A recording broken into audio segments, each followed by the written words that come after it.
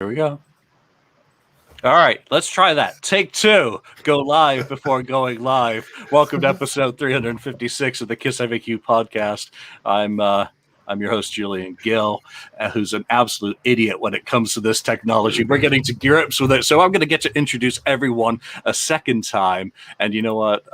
It's all good. It's all fun. That's why we do these things new and it's different. So joining me today, Lonnie St. Louis Kiss. Mm-hmm. You got to say hi again to everyone. Oh, hi. How you doing? And the voice of reason, Ken. Hello there. Andrew Scambatti, director, Alive Catman on the board. Here we are. Again. So we're going to do some board topics, maybe some topics from the what is it called? The message stream that we're getting to watch. So we're getting to watch your comments while we talk. But I think first off, we better do some news, since someone did PM me earlier today saying, make sure you don't forget to mention Unholy Radio. So Andrew, why don't you do that commercial? You did it perfectly last time. That means you're going to fluff your lines this time. Well, listen, make sure you're checking out Unholy Radio, brought to you by thepodcast.com. You've heard the greatest show on earth and now experience it online and on the radio.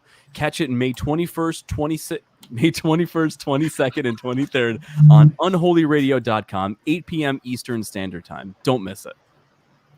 So we do want to thank everyone who's joined us on YouTube, on Facebook, for this broadcast. This is how we do our shows, basically. We press record, we talk, we press stop, and then we throw it up there, and then you throw up. But other news is the Off the Soundboard. Obviously, a message did go out to everyone clarifying the actual release date. Andrew? Were you letting me go again? You're letting me off my hook again to talk again? I think we better. So I don't know if any of you guys noticed it, but I did pre-order the vinyl and the CD on the release date, which was April 23rd. And someone was like, oh, the original date was supposed to be June 1st because I got this email. I was like, well, no, idiot. The CD was erroneously listed as June 1st. And every other version of it, whether it was the bone vinyl or the actual black vinyl, it said June 11th. Furthermore, the damn commercial that came out also said June 11th. So no, it was never coming out June 1st. There was an error on the page, which has been since corrected.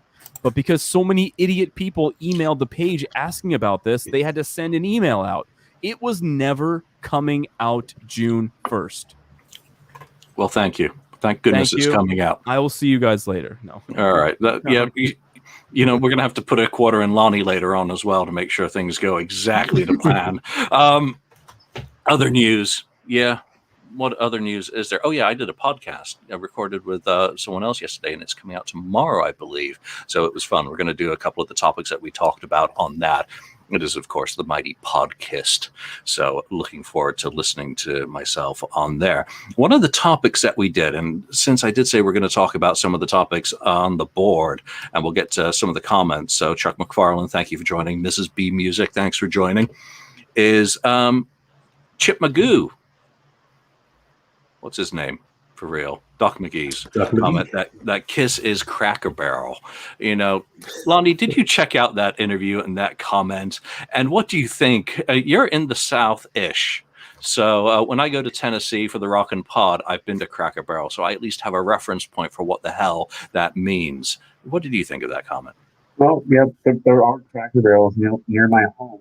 But when I pass by a Cracker Barrel, I don't think of Kiss when I pass by a Cracker Barrel.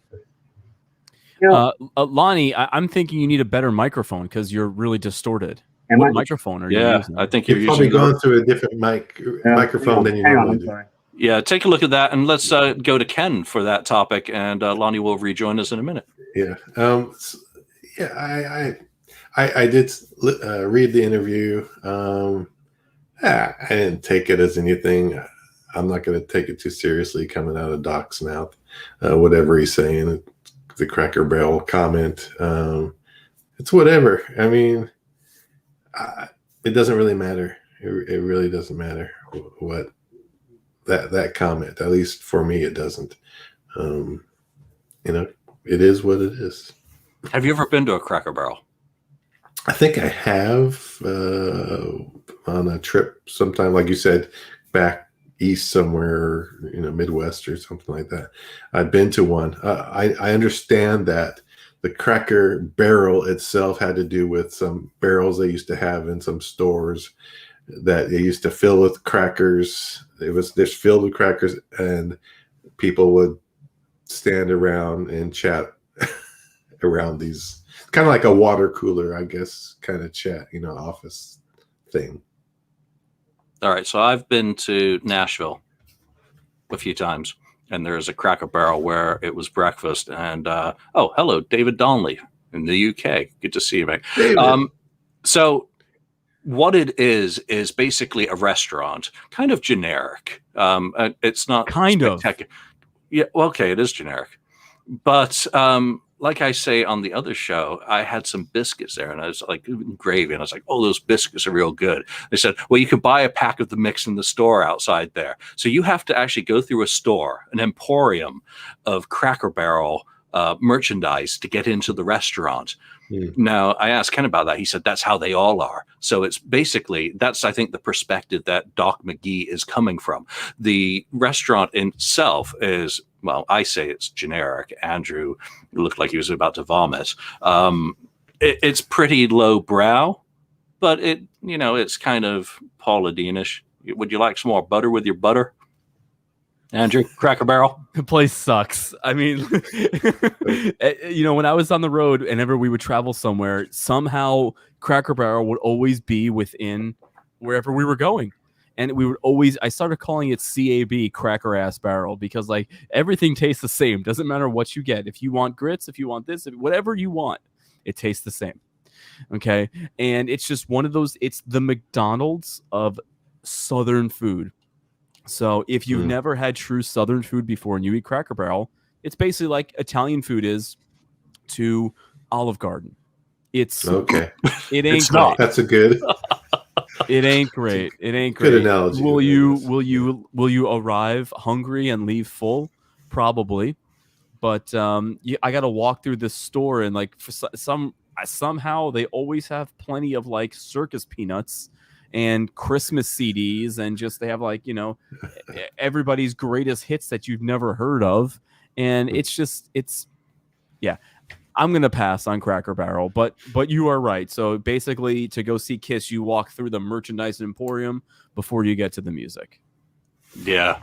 Well, there you go. I would have picked, for something a little bit as a description, more generic, like Burger King. I think their motto was "Your Way" or something a few years ago. Have it your way. Have it your way, and that's what Kiss tries to do for all its fans. So there we go. Ken, have you brought us a topic to discuss today? And Lonnie, where are you? Come on, it's only a microphone. Well, there was something about I got an email about Kiss Cruise 10, I guess still going on as far as we know.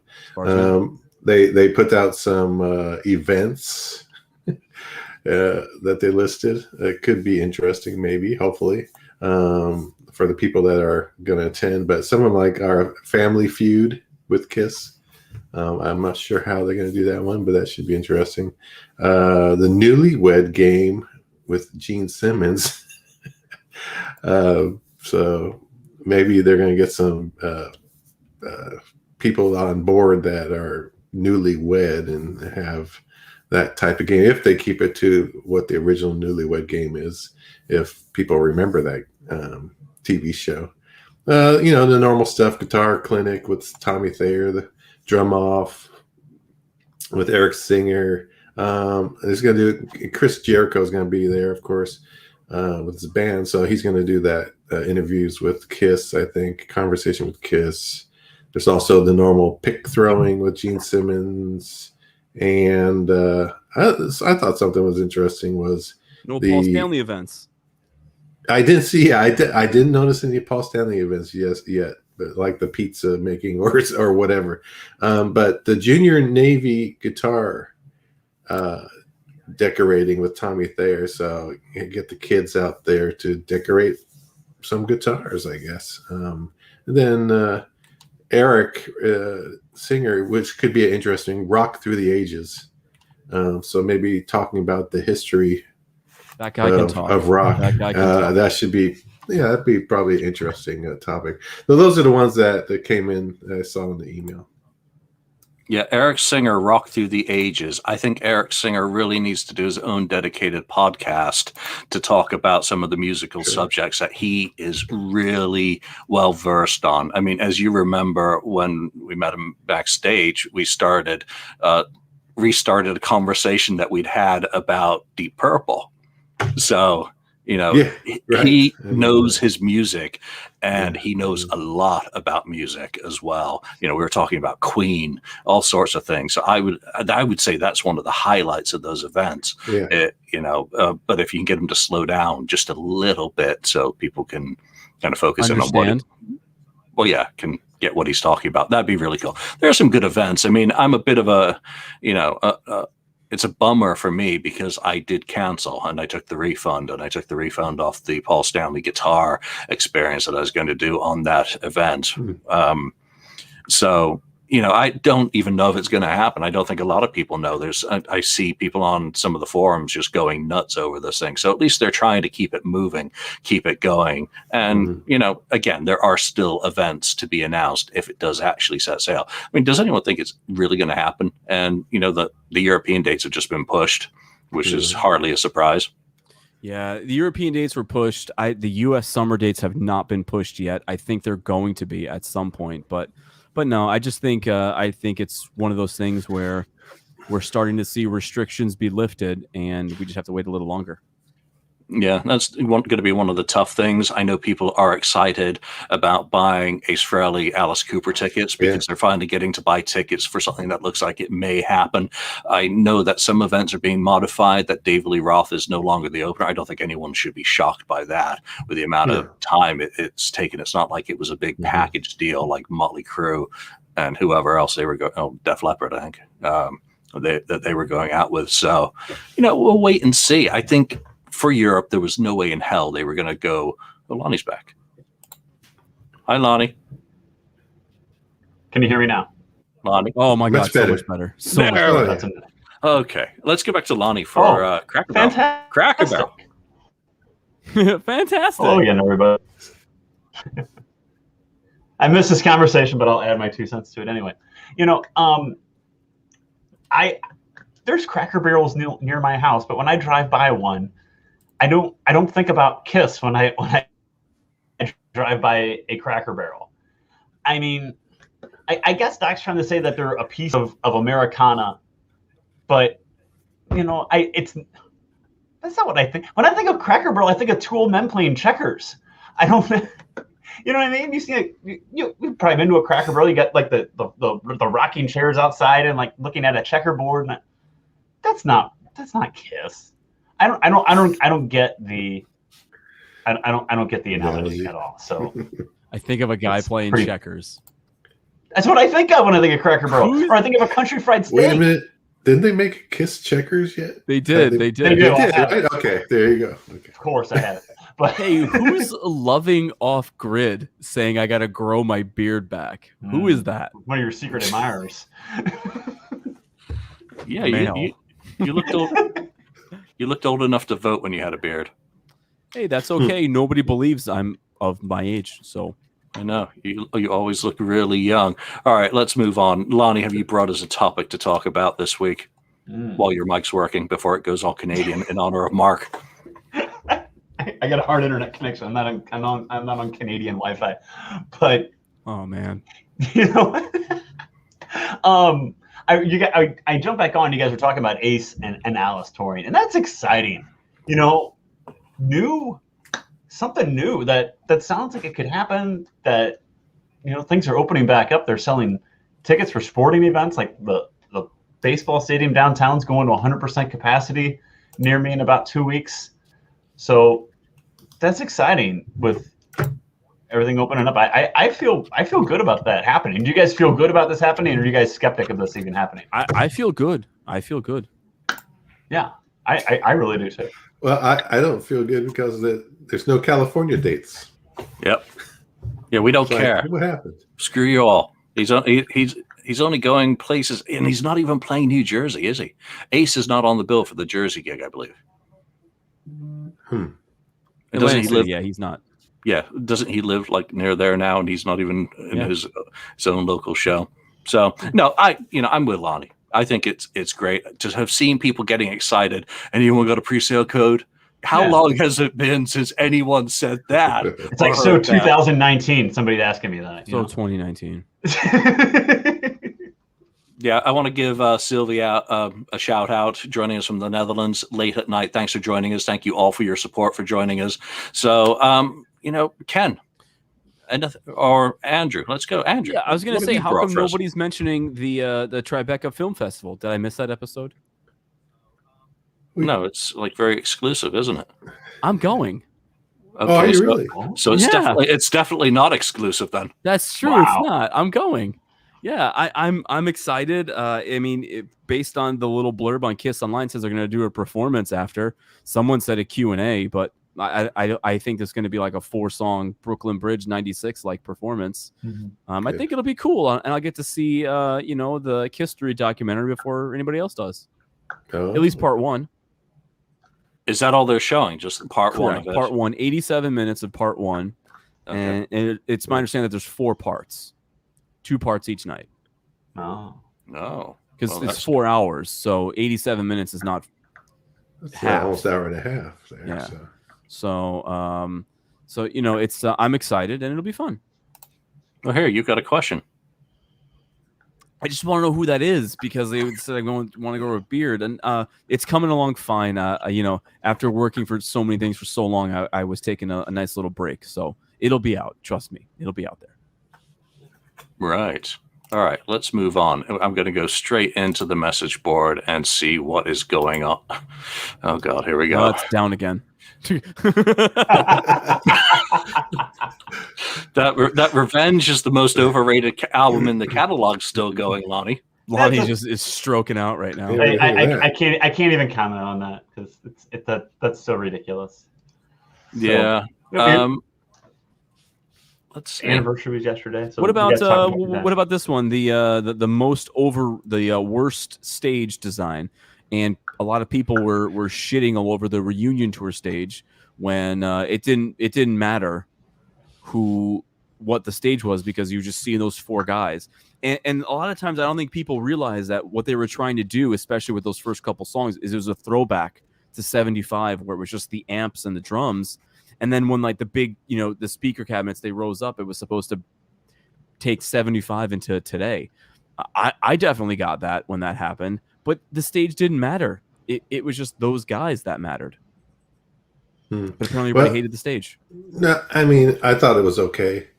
I didn't think it was anything, after some of the stages I had seen before that, it was kind of a somewhat lit down from that standpoint. I was hoping they would go back to the the lighted stairs and that bit, and even do the just try to make it as the same as you can, compared to the 70s stuff. I mean, you're not going to make it perfect, but at least a little bit better attempt at it, I think would have been nice. Man, and you know what? I kind of understand in a way because they weren't sure, I don't think, how well this tour was going to go. And they had limited funds back then to probably build new stages and things like that. True. So from that standpoint, I can see why maybe they didn't go full out and just rebuild everything from scratch and do something, super cool as a throwback to the, 77 or 78, whatever. So yeah, but it was kind of a lit down. Did anybody leave the reunion tour disappointed? I don't think so. I wasn't disappointed. I mentioned on I think it was last week, that I just didn't feel the energy that they normally have in some of the other shows that I had seen, and then when you get spoiled by looking at the old videotapes of them in concert when they were younger and they were really, really energetic and hungry, but I have to understand, I guess, that you get everyone slows down a little bit as you get older. So But then you have it so built up in your mind from when you saw Kiss in 1979 that from 79 to 96, you had it so built up in your memory of how amazing it was seeing them in the makeup. Then, you saw them in the makeup in 82 and Creatures '02, but seeing the original four for the first time in 79, had you overhyped that in your mind that by the time you got to see them in 96, that there's no way it could live up to what you had that's maybe even misremembered in your brain.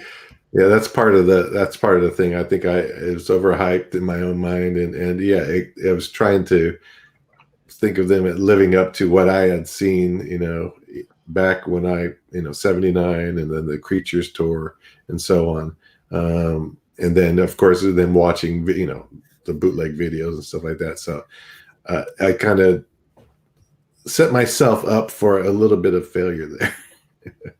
Yeah, so they literally had no way to win on the Alive Worldwide tour. That people will have blown things out of proportion for what they do remember. And, bless all those folks that were able to relive that moment, had seen them in the 70s, had seen Super Kiss at the end, and then to have gone to the Alive Worldwide tour, which I missed, and then had something to complain about or to not complain about. So either way, whether it didn't meet your expectations or it did, more power to you actually getting to be there. Lonnie, what is the worst stage that you have seen the band perform on, in your opinion? I could shit on the 03 stage and the 04 stage, that they were just tweaks of the farewell stage, because and with good cause. They came out in 03. Well, it's the same stage they toured on 3 years ago. And then they were getting ready to tour in 04. Like, oh, we got a new stage. I'm like, well, no, you don't. You have a couple monitors built into the stage that you used last year. That's the same stage. It's the same stage used last year. But for me, the most disappointed I was a stage that they used on the tour in 2012. Because they did a show in England, I want to say at a club, like right when the single for Hell or Hallelujah came out, like right on correct, July 4th, 2012. Yeah, on 4th of July, right. And I remember Paul saying that we're coming out and we're going out, we're on a new stage when we start this tour in a couple weeks, brand new stage. I'm like, okay, well, I've heard this before, but let's see. Okay, here we go. Maybe something a little more than moving the Kiss logo from up here to underneath the drums. Maybe something a little more dramatic. Hello, and hello. And what they came out on was just like amps, just angled a certain way that came to a V, and it was very disappointing to me. You guys remember that at all?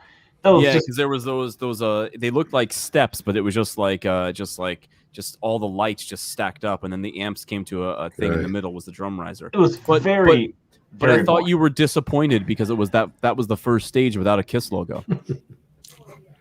No, they had the Kiss logo. Was it on the sides? No. Really? No. Hello, Mrs. Yeah, on the tour, I mean, that was pretty lame anyway. It was pretty bad. Yeah. Now I'm even more disappointed. I didn't even realize. Jambo Jordy, kind of called it. Motley destroyed them. Motley had energy and flamethrowers.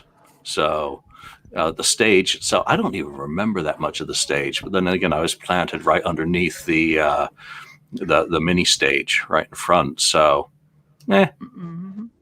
Welcome to the show, Mark. Greetings. Hello, Jambo Jordy. I do these things all the time, so I'm so used to reading the comments as I do this.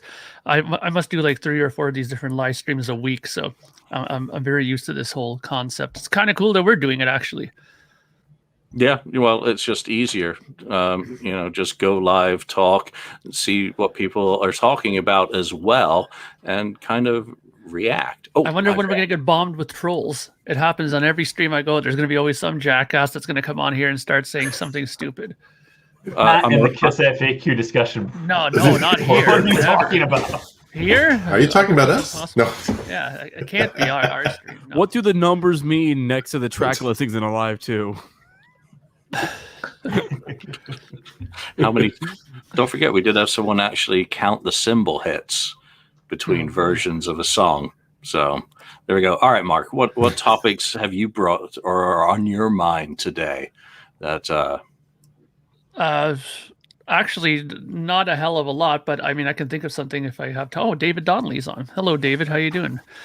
Let's see what he says. I've always wanted to hear you guys talk about why, when their LP sleeves are generally awesome, do most of us have the dull, laziest? Why do they have the dull, lazy rear sleeves? A line of titles in a row in the wrong order. Yeah.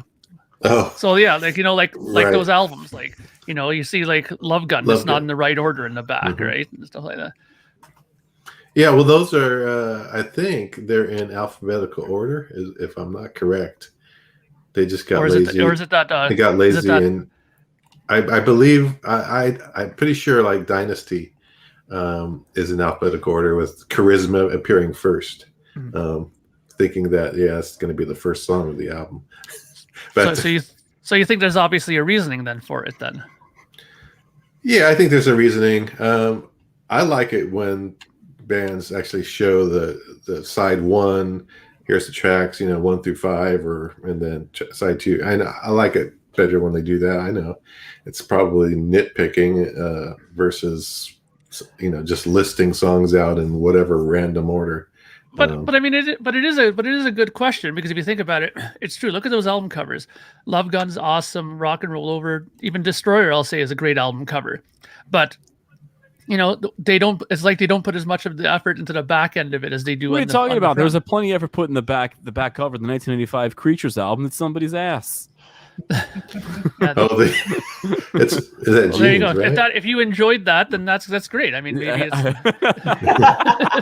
That's what you're into. So then here's the question for all of you. Have you not tuned in to Claudio Bergaman's interview series with Dennis Willock? Well, I've So only heard good. one of them. Do So they good. not discuss the ass end of the album, or are they only talking about the chest? Have they got that far in their interviews? I can't remember now. I've listened to a few of them. They're really good. If you want to hear how they designed and came up with the album covers and what went into all that stuff. But I can't remember whether they did the Creatures 85. Maybe they did. They're on Claudio's show. I think they just did Dynasty. Oh, so they are doing them in alphabetic, like release order. Yeah. Chronological. Yeah, Chronological. Okay. Okay. Yeah, because Dennis Willock is absolutely incredible, and part of the team that actually created that stuff, I would think, would have the answers. You can't just talk about the cover image when you're talking about packaging. So if they haven't, then hopefully they can raise. There was a consistency between the solo albums, Dynasty, Unmasked, and even the Elder to that extent, that it just listed the song titles, even though it did have them. But you know what? It doesn't. To me, it doesn't matter. It would be nice to see more effort put into it. Even the back cover of Animalized. Let's hold up here. Oh, Like, yeah. We're gonna say that there wasn't any effort put into the solo records, but the back cover is uninspiring. But you got this awesome, great pull-out poster. Mhm. Yeah. So Yeah, I think he's just mainly talking about the Yeah. back end of it, not so much what came with it. I mean, obviously the posters and all that were fantastic, and I think that's what Kiss became known for, or the inserts and stuff like that. I mean, Mhm. I'll just speak on my end of it, that I did find it kind of annoying when they were records that I didn't know, like if they were like new releases of songs I had no clue about, and you're looking at the back and expecting it to be this song, and meanwhile they're singing like the song that's at the very bottom of it. Like I can understand where the annoyance can come from, but by now all these records are old news for us, right? Right. Well, famous Johnny Mambo has a good question. I'm curious as to why Kiss inspires so much devotion and volition by the fans. And I think when you go on Facebook or the FAQ or anywhere where people do kind of congregate with varying opinions, what do you think makes Kiss so divisive? I mean, we have a broad spectrum of opinions about the band that, for some former fans, or maybe let me rephrase that, some fans who have a cutoff time and date for when they were You're fans. not allowed to like Kiss Because Right. I will never call someone who checked out in 2000 after the reunion and is still talking about Kiss. I will never say that they're not a fan, because they are. No one gets to tell someone else whether they're a fan. But there is revulsion. There is people who do nothing but bash everything about Kiss, and there are people who are objective, and then there are people who, are rose tinted. Lonnie, what's your kind of take on that? I think the reason why there's so much, whether it's divisiveness or love or hate or love about the band is because we're passionate about Kiss. But it's passion brings that out in you, whether good or bad. And if your spouse or your kid does something great, you're excited about it and you're joyful about it. But if they have a bad day, or their boss chews them out, or their teacher yells at them, well, then you're pissed off about it because you're passionate about your kids and you love your kids, or you love your spouse. Things that you're passionate about bring those kind of emotions to the surface more than anything. The things you love are what makes you passionate.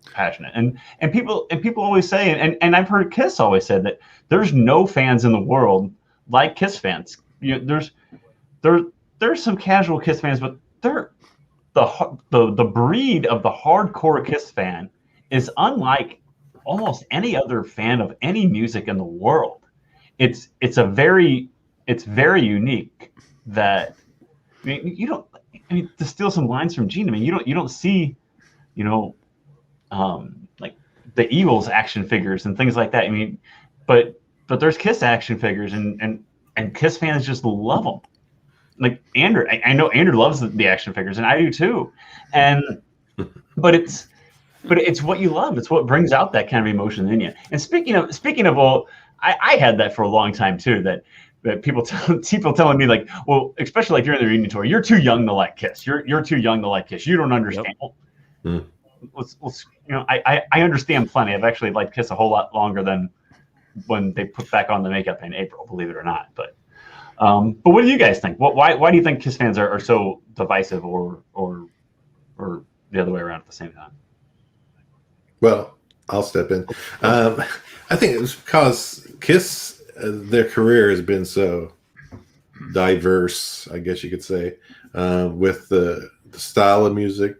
When they came in, they were just a band that was considered, dangerous at the beginning, and then they went to this popularity, and it became the kiddie band kind of thing, maybe Super Kiss, then back to serious Kiss, try to do something with Elder, and then back to hard rock Kiss so they keep them changing, and then they Unmasked Kiss in the 80s, and then reinventing themselves to a degree, and I think all the fans like these certain different things, like their different styles. Unmasked is totally different from Hotter Than Hell, so certain people like that type of music a little bit better than the other types, and it's just a matter of the diversity of the Kiss themselves, and then the diversity of the fans and what they enjoy,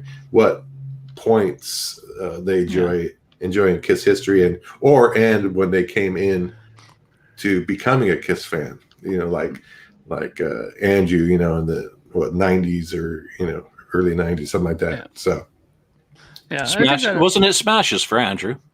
Weren't you dancing along to Smashes? It was double platinum. Dancing to let's put the X in sex. Yeah, I think that's a good point, though. I think entry point is important because, like I said before, many times on the podcast when we talked about it, a lot of people that I remember back from my sister's era, they're all about the first six, and when they start talking about Dynasty and stuff like that, they just remember it as a complete sellout to them. And that's when they start getting very passionate about arguing that point, that the first six is where they were the real cool band. Anything after that is bunk. But then, like we just said now, Andrew came in a lot later to it. So for him, albums like Psycho Circus might be special, or albums like that, because this is where he discovered it. So of course it's going to be special. For me, it was Asylum, that back at that time was when I first started stumbling into it. Sure, I got albums like Lick It Up, but I never became a true devout fan of it until that time. Right, so I have a great love of the non-makeup stuff, but I love all eras. But some people just hold on to those memories like a glove, on your hand. Like they just want to remember those good times and maybe a lot of their good times in their lives were centered around that time period. So of course they're gonna think back to that time period, and maybe a certain record might remind them of something that really shitty happened. You know, I broke up with my girlfriend when Unmasked came out or something, and so they hate that album. You know, it's happened. It sounds ridiculous, but I've heard it many times from people, not only with Kiss, but other bands. When Yes released this album, I broke up with my wife or split with my wife. So there's strong connections to music with personal life. Yeah, no, that's really cool. But I think anything that we do in life can lead to extremism. We get really into it, and then the band does something that we really don't like, and we're like, and it does turn people on the things that they once professed to love, that they are offended by it forever. I try and be objective about, some of the revulsion, or and not just think that people are trolling. I think if they were trolling, that would be just pathetic. But if they really are upset and hurt by something that the band has changed or has done, well, check out and go, but hold on to those things that you did used to love them for. And that kind of, Mark, something that you said leads into, kind of a good next question. Which Kiss album do you think you have listened to the most times in your life as a fan? Andrew, would that be an easy one for you to say? That you've spun this one more than any other? Yeah. Well, I think like to.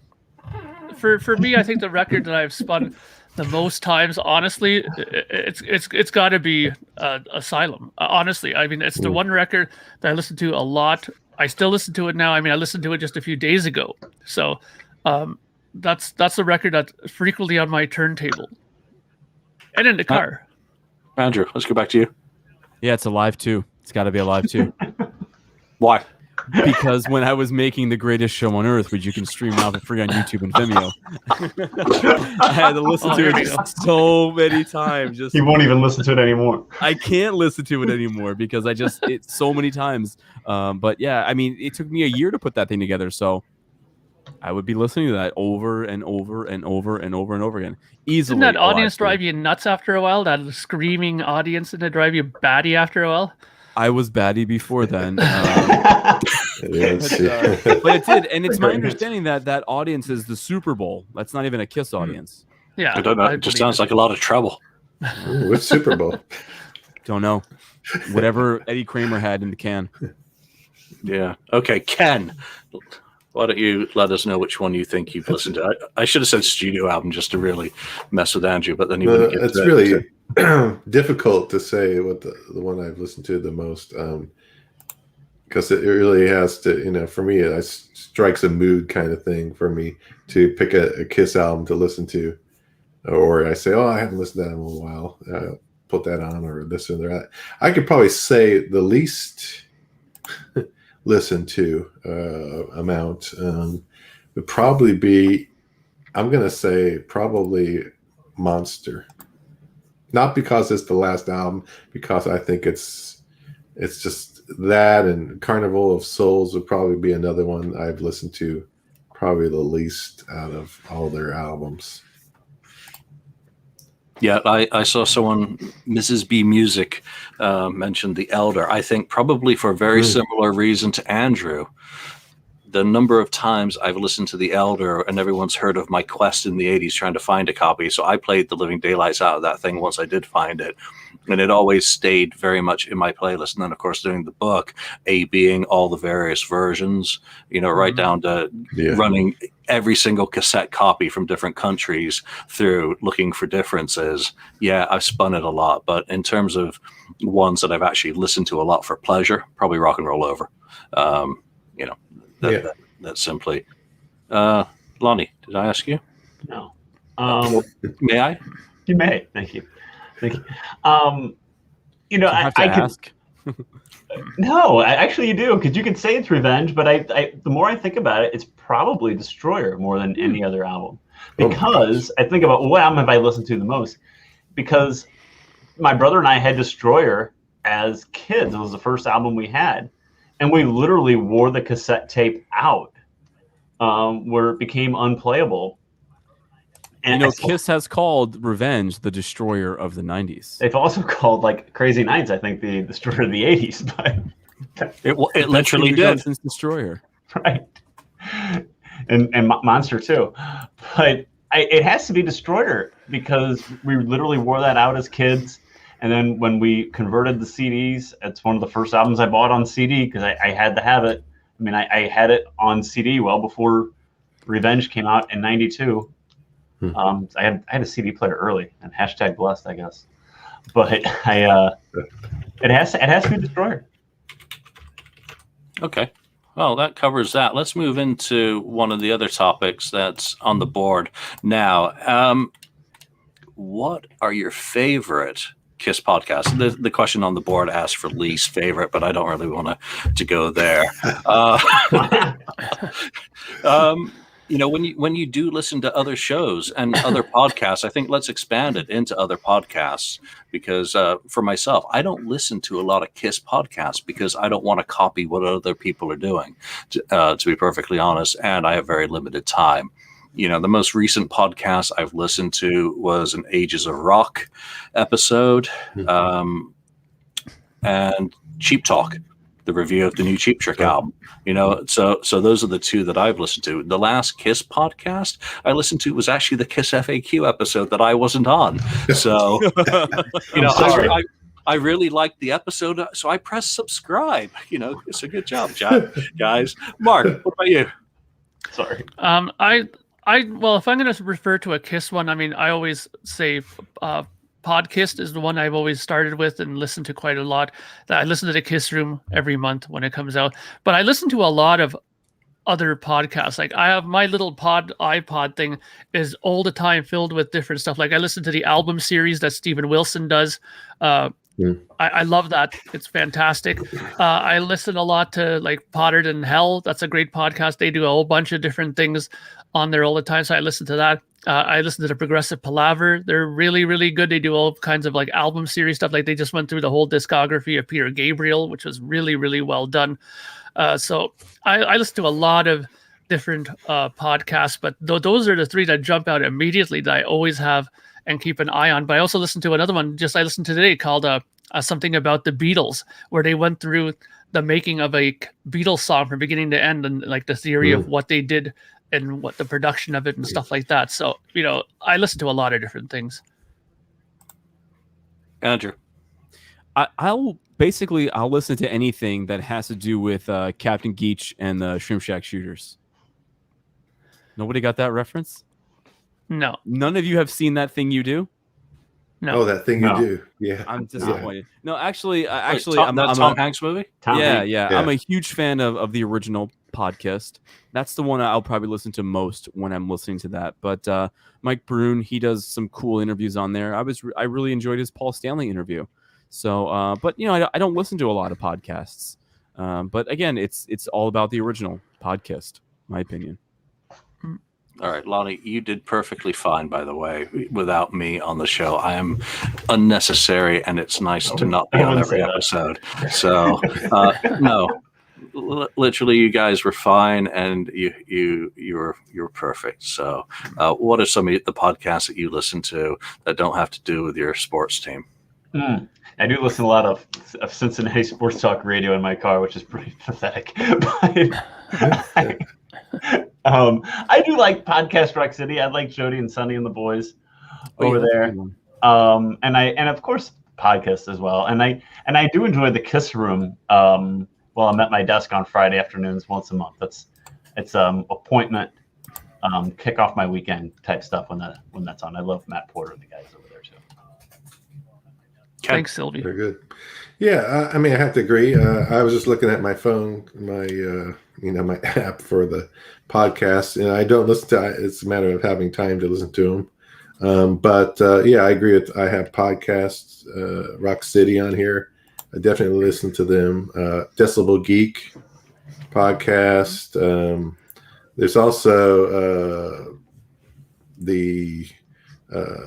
there's another one, Political Beats, which every now and then had some good stuff on there of different, music, rock bands. And then Rock Solid, things like that. I'm just trying to think what else.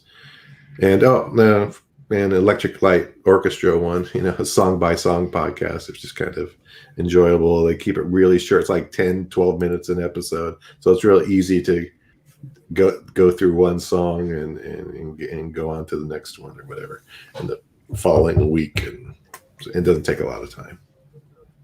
Okay, so here's one for everyone on the show and watching Talk is Jericho. There's another good one. Yeah. Today is the anniversary of Unmasked, is it not? Amazing. Yes. Amazing. Yes, Is we that really is that verified by a certain party? Can we have an argument about this? I do not know, but thinking back to Unmasked, just off the cuff, how should it be celebrated as an album, or should it not be celebrated as an album? I mean, obviously we talk about anniversaries, and some things just aren't meant to be marked, throughout their history. Mark is right there. Okay, well, we're going to start with Mark. When I say it's the anniversary of Unmasked, Mark, what is your immediate reaction other than choking? I've grown to really like that record. I mean, it's not in my top 5 or anything, but compared to where it was when I first discovered the record, which was like right at the very bottom, I've grown to really like this record. I've always said this album is in dire need of a total remix, kind of like the idea like they did with Destroyer Resurrected. If they could do a complete remix of this record, I think it would be a complete night and day album. I think it would sound much better. I think the people would react much better to it than they do now. And I know that Ken has a big beef with the album cover on this one especially, but it's I like the album. I mean, it's one of the ones in my collection. Believe it or not, I have like 11 variations of this album. I mean, who would have thunk it years ago that I would have had this one in that many different variations? Thank you, Kiss Army Rocks, for the kind comments. Andrew, what's the immediate thing that comes to your mind when we say celebrate Unmasked? I'm all behind that. I like a lot of the songs on Unmasked. I agree with Mark. A total remix would make it better. There's not a whole lot of bottom end in there. But songs like Naked City are great. Tomorrow is cool. Is That You? Talk to Me. I mean, there's a lot of cool tracks on that record. And of course, we all love Shandy. Well, at least I love Shandy. But it represents the first big transitional period as far as lineup goes and as far as no U.S. tour. And, it's one of those things that I think should be celebrated. All right, where's Drago? Thank you so much for reminding me of my Freudian slip last week and the capital of England. Yes, the United Kingdom, Great Britain, England, Scotland, Wales, Northern Ireland, Channel Islands. Yeah, just put me out of my misery and get me a beer. Lonnie, Unmasked.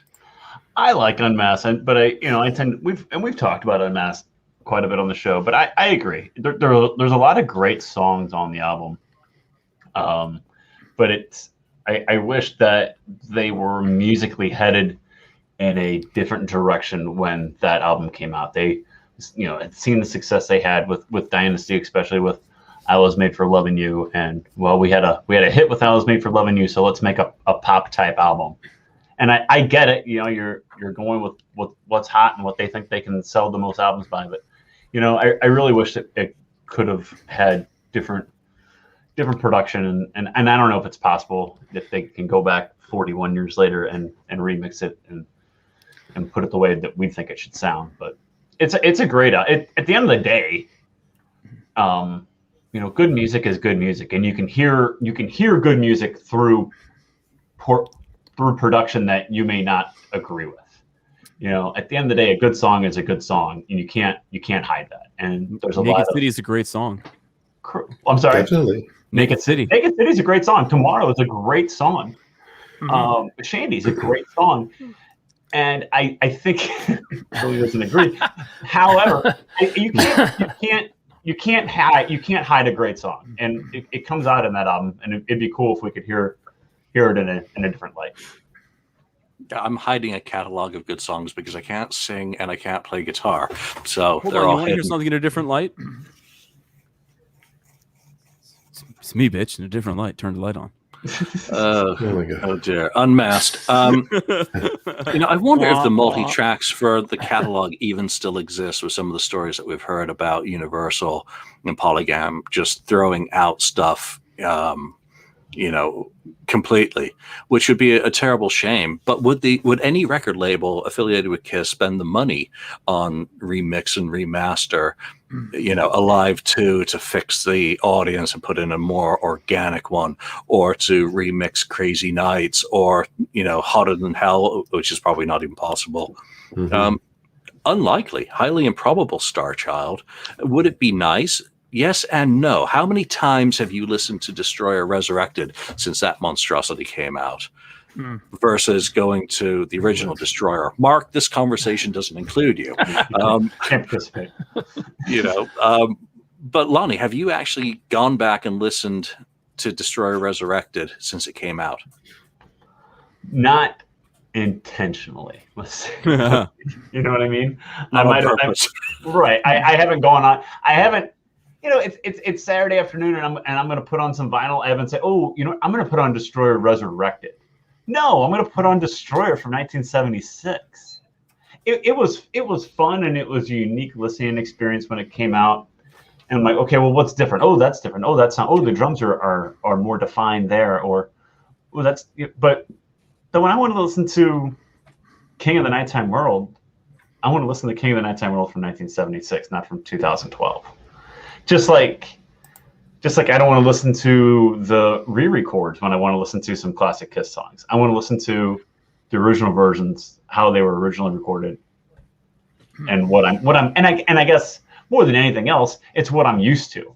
Like for Andrew and Ken, for that matter, you guys might say, well, this version of Dr. Love off of Double Platinum, that's my version of Dr. Love because it's the one that I heard first. It's my remix. It's the first one I've ever heard.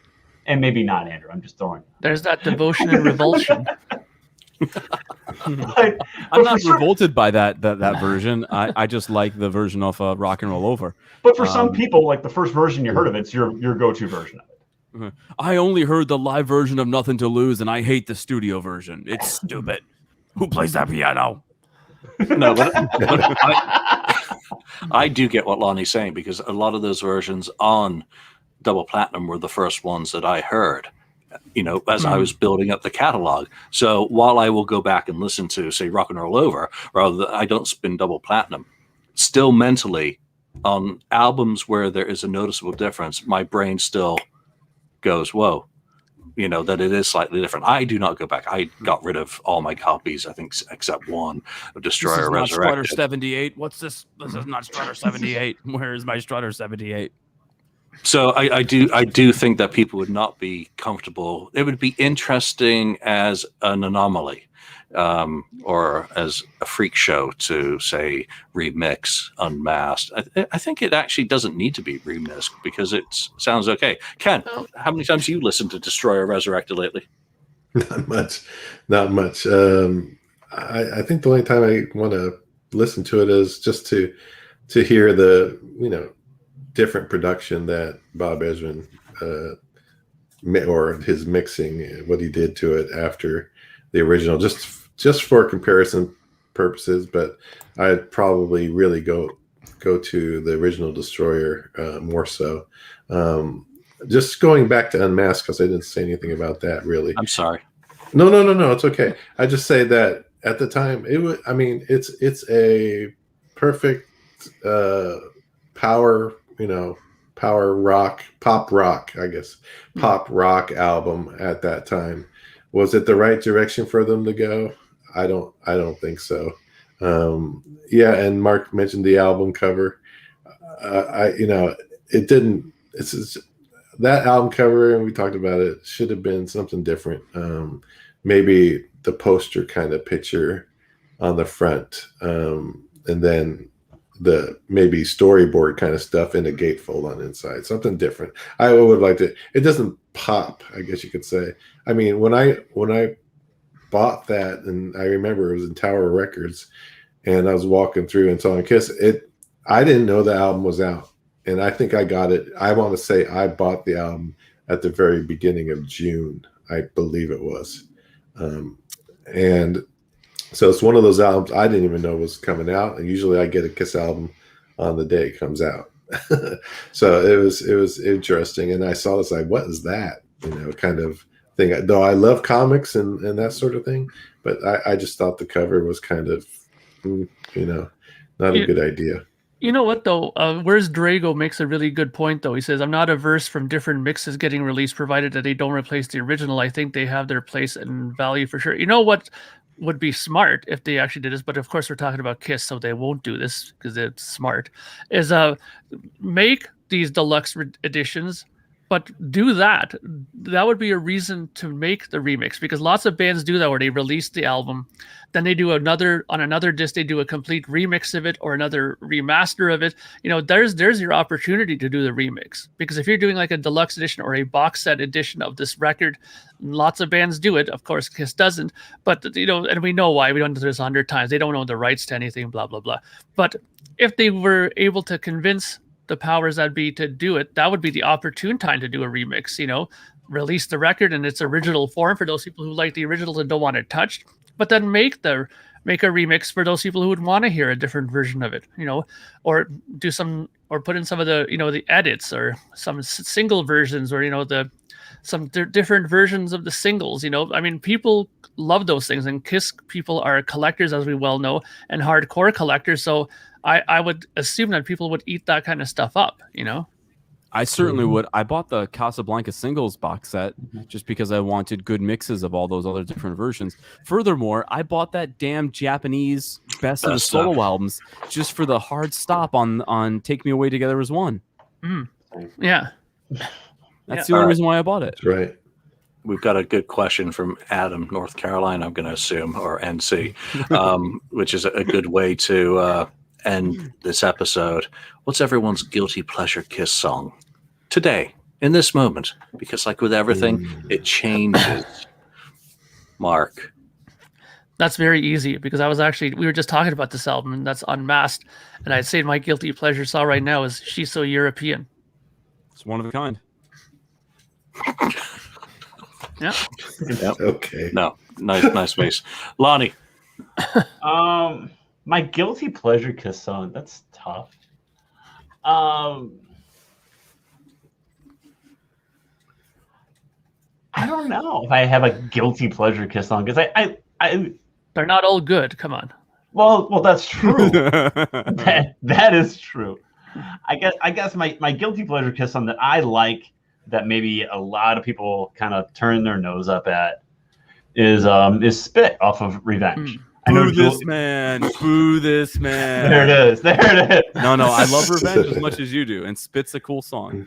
But a lot of people, but it gets a lot of eye rolls when it gets brought up though too. That but I like it. I think it's a fun song. And say what you want.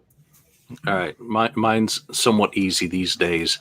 I'll Fight Hell to Hold You. Oh, that's a good one. Because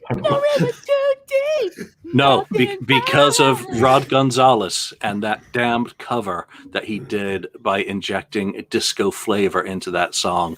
And then someone came back and posted I think it was detuned a half step of the Kiss version. I was like, holy crap, this is actually, it sounded like it could have been on Asylum at that point. So going back and listening to it after the fact, I just decided it was a really good song. So that's my guilty pleasure. If you don't like it, listen to one of your own. Ken. Yeah, I mean, it is difficult, like what Lonnie said, but I will go with And on the Eighth Day from Lick It Up. Good one. I think it's a good song. A really good song. Underrated. Some people just give it, don't like it at all, but I think it's a really, really good, cool song. So, Andrew, before I get to you, I want to read some of our comments on the stream. Halface thinks the pre-chorus of Murder in High Heels is awesome. David Donnelly, guilty pleasure, Out of This World. Nice. AB, Great Expectations. So the non-fade out of Take Me Away. I'll just show that one. All right, Andrew, what's your guilty pleasure? there's a girl. Oh, it's Lonnie's wife. I was like, there's a girl in the room, and I was like, wait, it's Lonnie. I was just so shocked that there was Somebody's guilty making fun of pleasure my was lamp Lonnie's behind me.